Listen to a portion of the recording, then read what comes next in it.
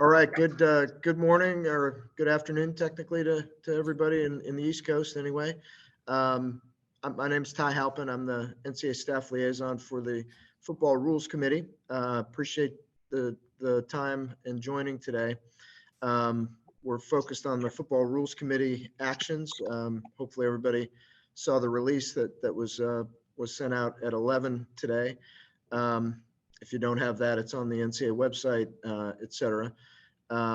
And Steve Shaw is our National Coordinator of Officials and Secretary of Rules Editor on the Rules Committee. He's gonna walk us through kind of the main changes that are being proposed. Want to thank the membership, the coaches, head coaches in particular, for their kind of feedback, engagement, and our administrators across all divisions for engaging in the process here, which obviously will continue.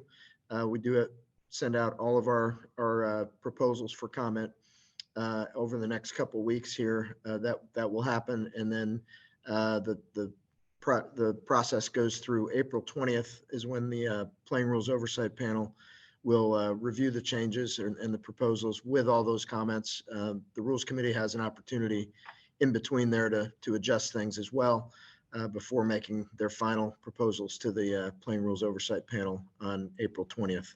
A lot of really good discussions this week. Had our annual meeting with the NFL as well and their competition committee to hear kind of the data and adjustments that they're considering. Their process goes a little bit longer than ours into the next couple months, but very, very helpful as it is annually to connect with that group. On the front end of the week, we also met with the Division I competition committee, football competition committee, which is made up of Division I members from Football Oversight Committee and the Rules Committee. Very good engagement in a lot of different areas, not just the rules on that group, but very helpful. So that was a kind of an overview of the week. I will turn it to Steve and ask Steve to kind of hit through the proposals, and then we'll be happy to take any questions on the rules and the actions of the Rules Committee. Thank you, Ty. And let me echo one thing.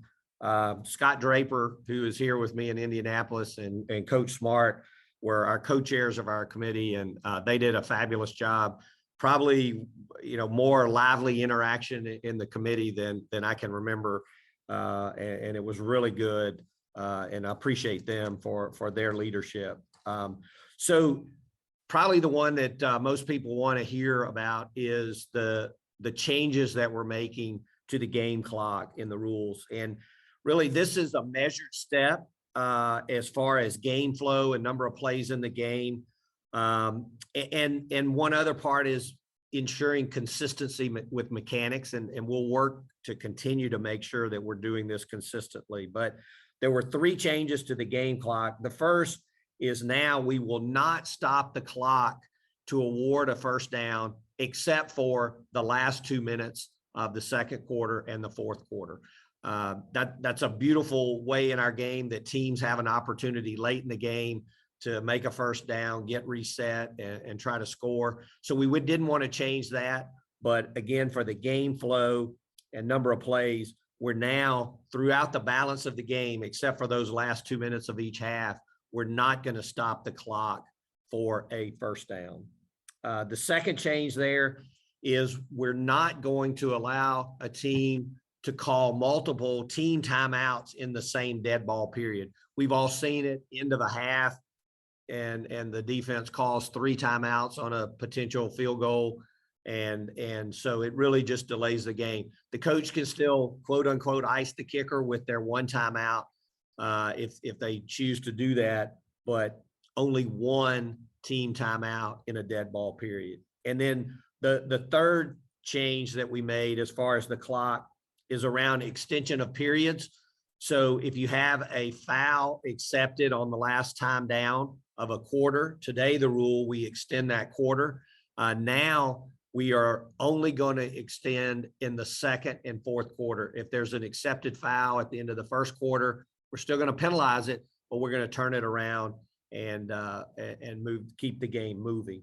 It doesn't happen a lot, but when it does, it was just adding time, adding another play to the game. And so we're going to keep the game moving on that. And I will say in an aside, I think putting a little bit of a highlight on this change will highlight the rule, because this is a most misunderstood rule. I hear people say all the time, well, the half can't end on a defensive penalty. Well, it doesn't matter who the penalty is on. If there's a foul in the last time down of a quarter and it's accepted, then we're going to extend the second and fourth, regardless of which team it's on, but not the first and third.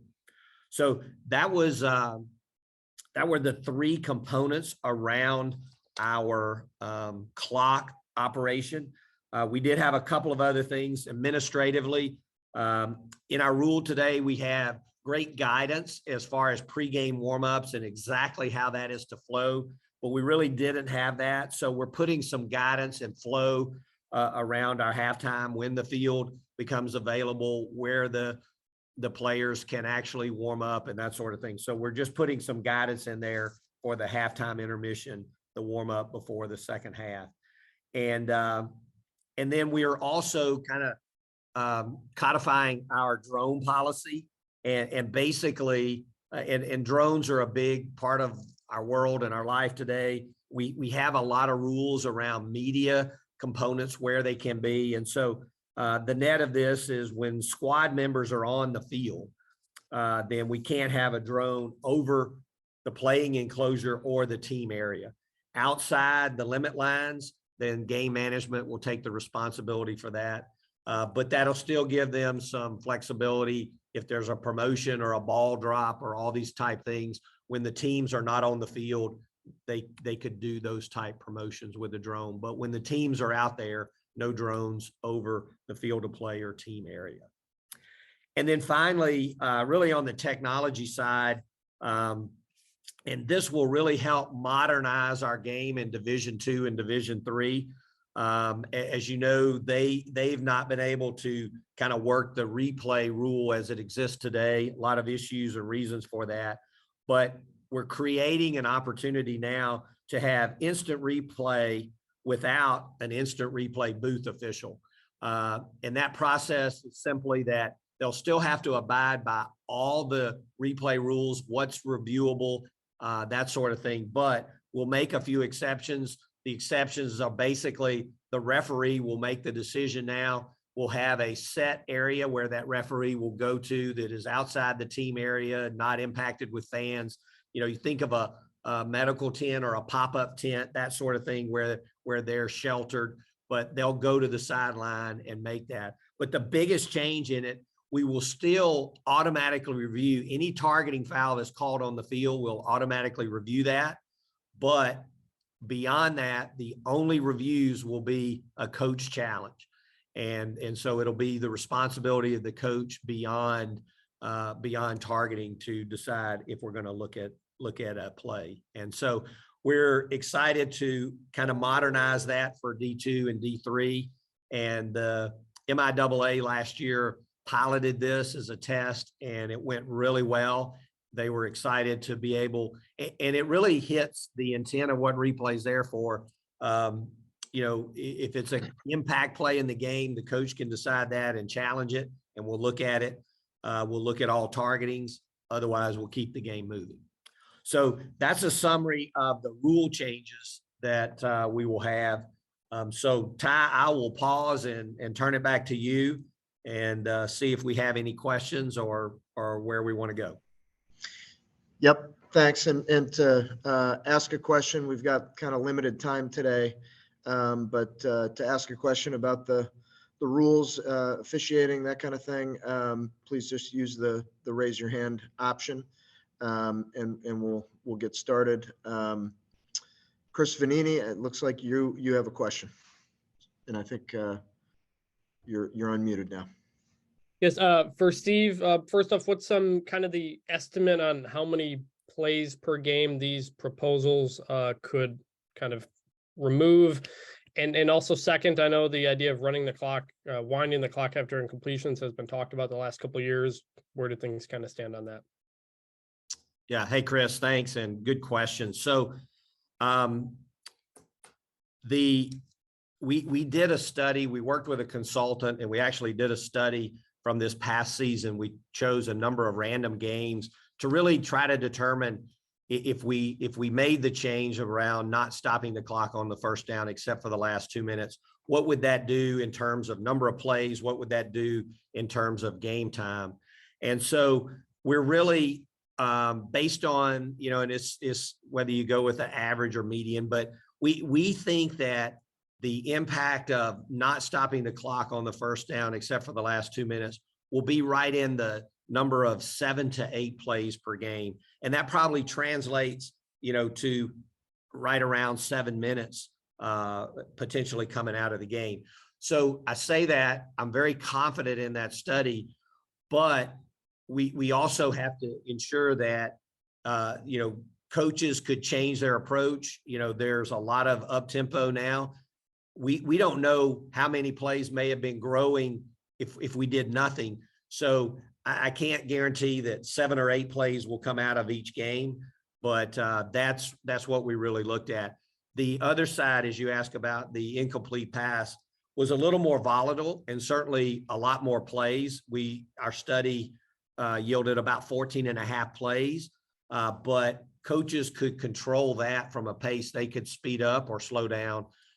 So I think the committee really wanted a more measured approach, and I think not stopping on a first down was that measured approach. And but that won't take into account what naturally may have happened in our game. We don't know. Our game could speed up or slow down next year, but our trend has been more. So I think that we think this particular part of the rule will probably impact 7 or 8 plays per game. And then over a season, that's if you play 12 games, you can do the math on that. So you may not even notice it in a game. Over a season, it may make a difference. Thanks. Thank you, Chris.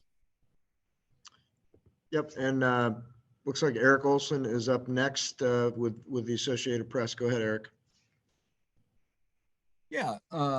Steve, just curious, just to verify that the instant replay going without a booth official, that's exclusively for D2 and D3, correct? The rule is really not written that way. It is permissive, so it doesn't mean that a D2 or D3 school has to do that, but it gives them the opportunity to do it. We don't think many of our Division I, conferences are going to back up away from the current replay model. One of the things that's very different in games that don't have replay today, they may have a streaming component, but they may not have a big TV production, 8, 10, 12 cameras.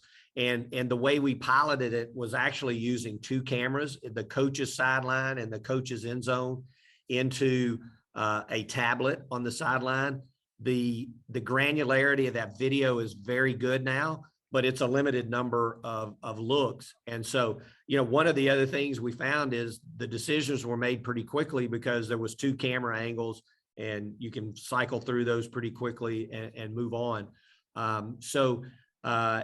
It is not a Division II, Division III rule, but that's really where the focus would be. And certainly the interest in our rules committee, there was a pent-up demand, if you will, to get that replay capability. And I think that's where it'll fall out.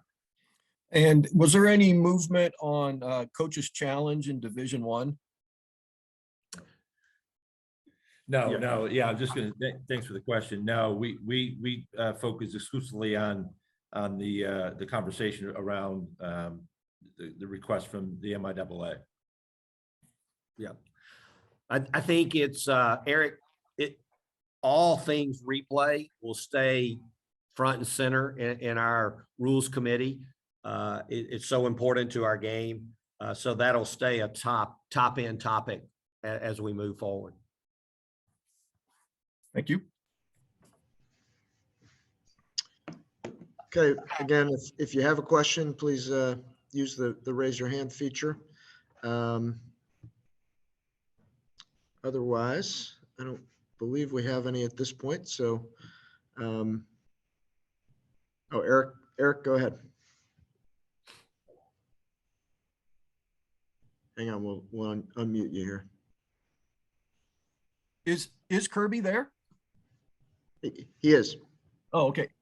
Hey, Kirby, Eric Olson with the AP. I just wanted to see from the coach's standpoint, just the new clock rules, just kind of what's the vibe among the coaching world with regard to keeping the thing moving on first downs. I think Todd Berry handles that best. Probably he does a good job of getting the pulse of all the coaches.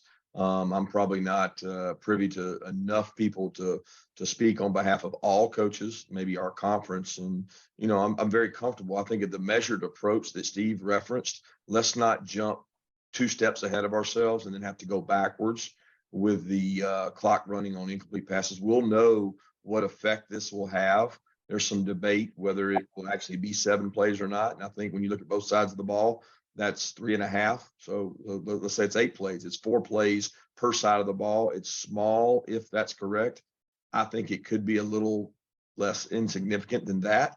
And then we'll be able to make a better decision moving forward. But as far as you know, every coach is going to feel differently, right, Eric? So a guy that's trying to get as many plays as possible may not like it, but he still has an opportunity to get as many plays in as he can. I think the difference will be minimal, and I think we'll be able to evaluate it better from this point. Thank you. Thanks, Coach. I don't see any other hands up at this point. Oh, Chris Vanini, sorry. Go ahead. Yeah, I just figured while I've got the opportunity for, I guess, both Steve or Kirby, the idea of heads, kind of microphone speakers in the helmet. It's been discussed for a couple of years. It's been tested out. Is there anything new or any more talk about that? Yeah, maybe go to Kirby first, and then Steve can clean anything up. Yeah, it was discussed. There's a lot that goes into that in terms of the helmet companies, manufacturers. You know, once those helmets are touched and operated on, they have to still meet clearance for our players to wear them and play with them. We've discussed that now, I think, for 2 years. Steve can back me up on that. I know that at least the 2 years I've been on the committee, it has been a topic of conversation. The ability to do that in all places without a true pilot to test it and really use it, it has been done before, but I don't know that it's equitable all the way across the board. I don't know how comfortable coaches are with the idea that you can't go all in on it, because you've got to have signals to communicate with your players. And if you go in with the helmet piece like the NFL does, it's got to be able to work in all scenarios, all across all conferences, and be uniform. Because if we lose that in some places, we'll have to go back to signals, and you're having to kind of double teach. I don't know if I'm answering your question exactly right. I think Steve can help me with that. Yeah, Coach, you're right on. And we have piloted with it, but you know, the helmet becomes the biggest issue there. There's a lot of conversation about wearable technologies and where that could go. Is it safe? Is it, you know, secure? All those type issues. So this is something, you know, from a technology standpoint, coach to player communication is probably the one area that a lot of coaches want to continue to look at. We're just not really sure which is the best. And so we'll continue to look at the helmet, look at wearable technologies. I mean, technology is a fast-paced area. And I think the desire to have coach to player communication is there. We just need to do it in a thoughtful way that makes sense and is good for our players.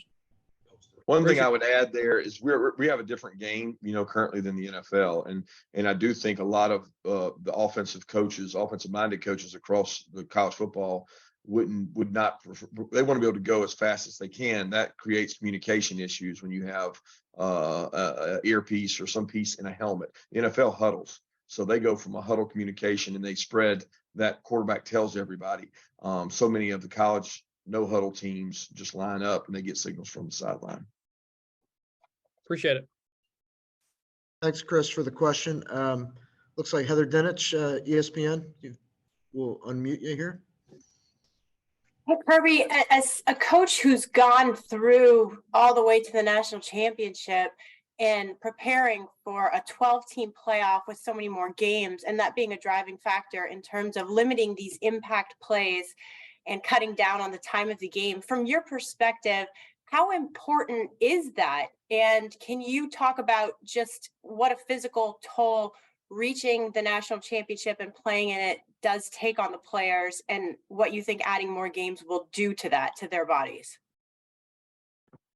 First off, Heather, I don't think I'm an expert to give you exactly what that toll may take on individual players' bodies. I think there's a lot of things that go into that. And we had great discussion at great length, and I was very impressed with the discussion we had. But, each team's different. So, at the level that we play at with the SEC and the Division I level, we have 85 scholarship players. We have a lot of depth compared to maybe our other division counterparts who have maybe less scholarship players in terms of volume and spreading that volume of plays out over more players.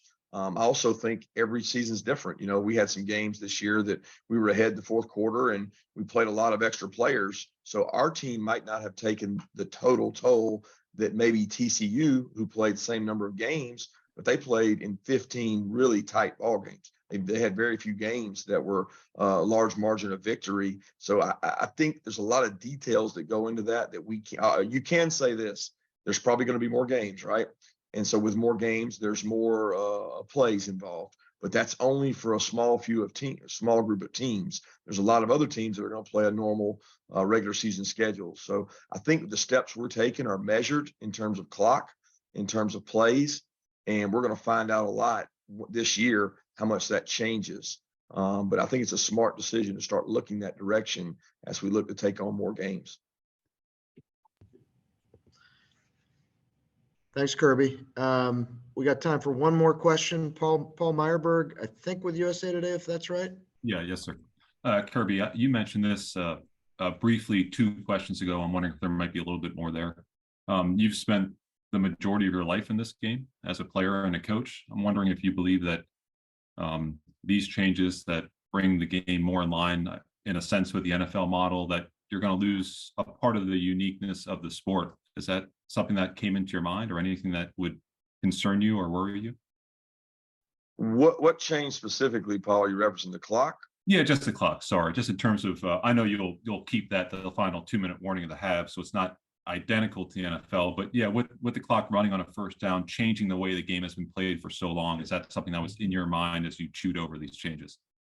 No, I think Steve can speak to it probably better than I can, but we think the changes are going to be very minimal here. And then you could say, well, why did you change it at all? But we think it's going to flow better. And we think the game administration by the officials, which that part maybe everybody doesn't fully understand exactly what the officials do. And it's getting into the details, but it's going to make it flow better. They already, after a first down, go spot the ball and start it. So we're talking about 2 to 3 seconds difference possibly on plays that are run in bounds on a first down. So it's minimal change. I don't worry about it moving towards the NFL. If we end up going towards the incompletion rule, that in turn would make it closer to that. But Steve, I don't know if you have anything you want to add to that.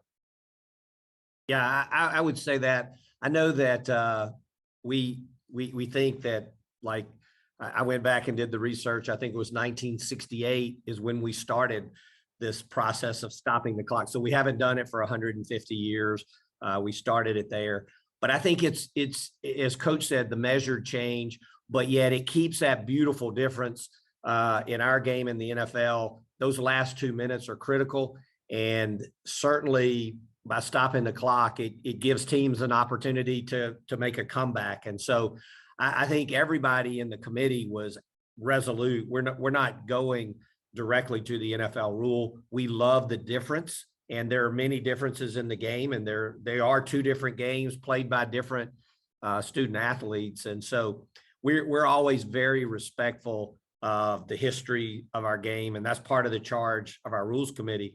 Player health and safety, but respect the traditions of our game, and then blending that together. So I think that's where, almost in this case, we're respecting the tradition to have that last 2 minutes where you can, make a drive, make a comeback or whatever. But as Coach said, let's keep the game moving. Let's be consistent about our approach. And I think that'll be good for everybody. And we'll be able to sit next year and see what did this really do to our game. We all think we've got studies, we've got everything, but we need to actually put it in the game and see what it does. Well, that's going to conclude our call today. I failed to mention at the top, Kirby and Scott Draper is the vice president for football at the Big 12. They are the co-chairs of the Rules Committee.